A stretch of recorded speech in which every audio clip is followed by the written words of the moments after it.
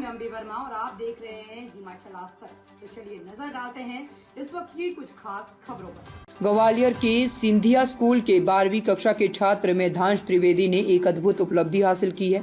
उसने महज 3 महीनों में एक ऐसा ड्रोन तैयार किया है जिसमें इंसान भी बैठकर उड़ सकते हैं। इस ड्रोन की क्षमता देखकर वैज्ञानिक भी हैरान हैं। 3.50 लाख रुपए की लागत से बने इस ड्रोन में 80 किलो वजन वाला व्यक्ति 6 मिनट तक उड़ान भर सकता है। मेधांश ने इस ड्रोन को MLDT-1 नाम दिया है। ड्रोन में 45 हॉर्स पावर का इंजन लगाया गया है जिससे ये 60 किलोमीटर प्रति घंटे की रफ्तार से उड़ सकता है। हालांकि इस ड्रोन को अभी सुरक्षा उपकरणों के चलते केवल 10 मीटर तक की ऊंचाई में उड़ाया जा रहा है और बिना किसी व्यक्ति के ये 4 किलोमीटर तक ऊंचाई पर उड़ सकता है। मेधांश ने बताया है कि वह इंटरनेट पर ड्रोन बनाने की तकनीक सीख रहे थे और इस चीन के ड्रोन को देखकर उनके मन में भी कुछ नया करने का विचार आया। इसके बाद उन्होंने अपनी पूरी तैयारी और विचारों को अपने शिक्षकों के साथ साझा किया, जिन्होंने उन्हें न केवल प्रोत्साहित किया बल्कि तकनीकी मदद भी प्रदान की। मेधांश का सपना है कि वह अपनी एयर टैक्सी कंपनी शुरू करे और लोगों के लिए सस्ता हेलीकॉप्टर उपलब्ध करवाए। हालांकि वह जानता है कि इसके लिए उसे कई चुनौतियों का सामना करना पड़ेगा। बसपा सुप्रीमो मायावती ने बांग्लादेश में हिंदू समुदाय के दलितों और कमजोर वर्गों पर हो रहे हमलों को लेकर केंद्र सरकार और विपक्षी दलों पर तीखा हमला बोला है। मायावती ने आरोप लगाया है कि बांग्लादेश में हिंदू बड़ी संख्या में अपराधों का शिकार हो रहे हैं, जिनमें अधिकांश दलित और कमजोर वर्ग के लोग हैं। उन्होंने कहा, कांग्रेस पार्टी इस मामले में चुप है और अब केवल मुस्लिम वोटों के लिए सावधान रहो। उन्होंने कहा कि कांग्रेस पार्टी इस मामले में चुप है और अब केवल मुस्लिम वोटों के लिए सावधान रहो चिल्ला रही है। मायावती ने आगे कहा कि कांग्रेस, समाजवादी पार्टी और उनके समर्थक इस मामले में एक ही सिक्के के 2 पहलू की तरह हैं। उन्होंने भाजपा नेतृत्व वाली केंद्र सरकार से अपील की है कि वह अपनी जिम्मेदारी निभाएं और शोषण का शिकार हो रहे दलित समुदाय के लोगों को राहत दिलाने के लिए कदम उठाएं। उन्होंने ये भी कहा कि अगर जरूरी हो तो बांग्लादेश की सरकार से बात करके इन लोगों को भारत वापस लाने की कोशिश की जाए। मायावती ने आरोप लगाया है कि कांग्रेस की गलत नीतियों के कारण बांग्लादेश में दलितों को नुकसान उठाना पड़ रहा है और अब केंद्र सरकार को इस गंभीर मामले में हस्तक्षेप करना चाहिए। दीपिका पादुकोण ने शुक्रवार रात बेंगलुरु में दिलजीत दोसांझ के दिल ल्यूमिनाटी कॉन्सर्ट में सरप्राइज एंट्री ली। पहले उन्होंने आम फैन के जैसे कॉन्सर्ट को दूर बैठकर एंजॉय किया, फिर सिंगर ने उन्हें स्टेज पर बुलाया जहां दोनों थिरकते दिखे। इस दौरान सिंगर ने दीपिका की तारीफ भी की। बेटी दुआ के जन्म के बाद दीपिका का ये पहला पब्लिक अपीयरेंस था। 8 सितंबर को उन्होंने बेटी को जन्म दिया था। एक्ट्रेस ने सोशल मीडिया के जरिए मां बनने की ऑफिशियल अनाउंसमेंट की थी। रणवीर दीपिका ने पोस्ट में लिखा था, वेलकम बेबी गर्ल। 8/9/2024 दिलजीत के इस कॉन्सर्ट के कई वीडियोस और सोशल मीडिया पर सामने आए हैं। वीडियो में दीपिका को नीली जींस और ओवरसाइज्ड व्हाइट टी-शर्ट में देखा गया है। स्टेज पर आने के बाद एक्ट्रेस ने दिलजीत को गले लगाया और स्टेज पर उनके साथ कुछ देर तक डांस भी किया।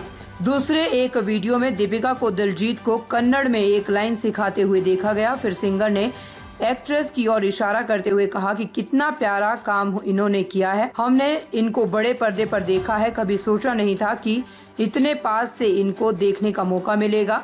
इतने प्यार और अपने दम पर इन्होंने बॉलीवुड में अपनी जगह बनाई है। सिंगर ने आगे कहा कि इतना अच्छा प्यारा काम किया है, हम सबको गर्व है। बहुत बहुत प्यार, आप हमारे शो में आई, बहुत शुक्रिया मैम।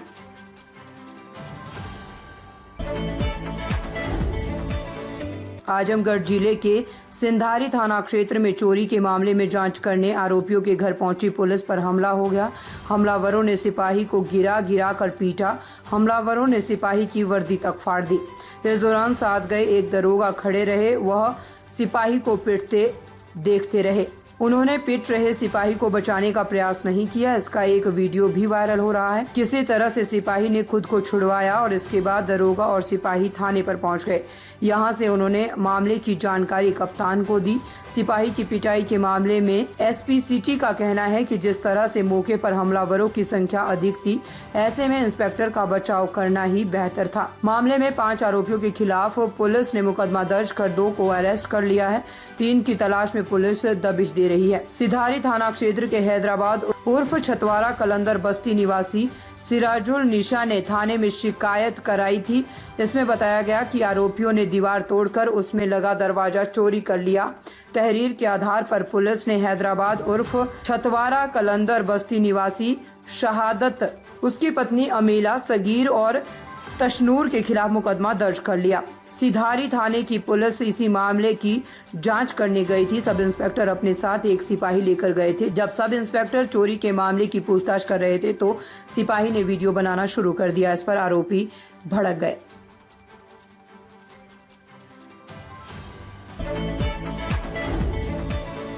केंद्रीय स्वास्थ्य और परिवार कल्याण मंत्री जगत प्रकाश नड्डा ने हरियाणा के पंचकुला में राष्ट्रीय टीबी उन्मूलन कार्यक्रम यानी NTEP के तहत भारत को तपेदिक यानी टीबी से मुक्त करने के लिए 100 दिवसीय अभियान की शुरुआत की है। इस कार्यक्रम का उद्देश्य टीबी के मामलों की पहचान और मृत्यु दर को कम करना है। नड्डा ने इस मौके पर निश्चय मित्रों और टीबी चैंपियनों को सम्मानित भी किया। नड्डा ने कहा, आज हम टीबी मुक्त भारत अभियान की शुरुआत कर रहे हैं, जिससे इस दिशा में एक नई गति मिलेगी। ये 100 दिन का अभियान 347 जिलों में फोकस करेगा, जहां पर टीबी का प्रकोप अधिक है। इस अभियान के तहत टेस्ट, ट्रीटमेंट और अन्य जरूरी कदम उठाए जाएंगे, जो 100 दिन में एक महत्वपूर्ण मील का पत्थर साबित होगा।